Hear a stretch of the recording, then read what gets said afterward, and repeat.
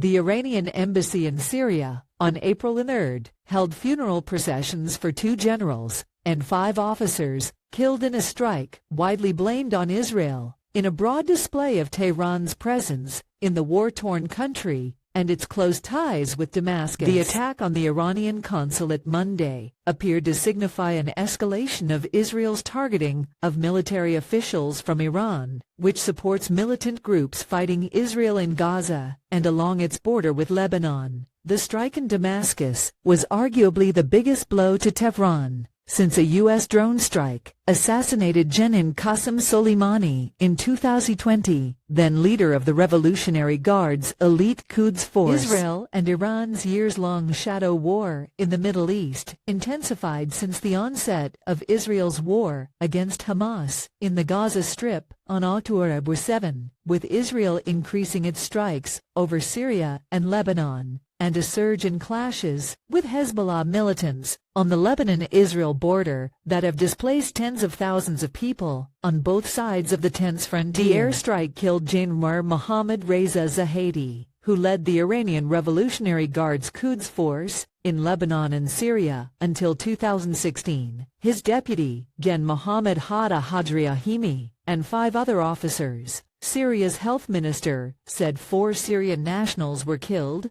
and 14 were wounded in the strike. A member of Hezbollah, Hussein Youssef, also was killed in the attack. After this, Ayatollah Ali Khamenei has promised revenge for an Israeli air raid in Syria that killed senior military officers. Iran's supreme leader declared on Tuesday that Israel will be punished for the attack the previous day that killed members of the Revolutionary Guards, including 2 generals, at the Iranian embassy compound in Damascus. The attack and rhetoric have raised a concern that Israel's war in Gaza threatens to escalate a major conflict across the region. Earlier, Iranian President Ebrahim Raisi declared that the cowardly crime will not go unanswered. Having failed to destroy the will of the resistance front, the Zionist regime has put blind assassinations back on its agenda to save itself, he said. Hezbollah, the Iran-affiliated armed group that has been swapping attacks with Israel across the border with Lebanon since the start of Israel's war on Gaza, joined in, warning that the attack on the Iranian diplomatic premises will not pass without the enemy receiving punishment and revenge. Israel has not declared responsibility for the Syria attack, which destroyed the consular building adjacent to the main embassy building in the upscale Mezze district of Damascus on Monday night. The attack has further complicated the situation in the Middle East, where tension has been bubbling since the onset of the Gaza war in October. Tehran has been trying to avoid a direct conflict with Israel, while backing allies that have engaged with Israeli and U.S. targets, but it is feared that the latest incident could widen hostilities.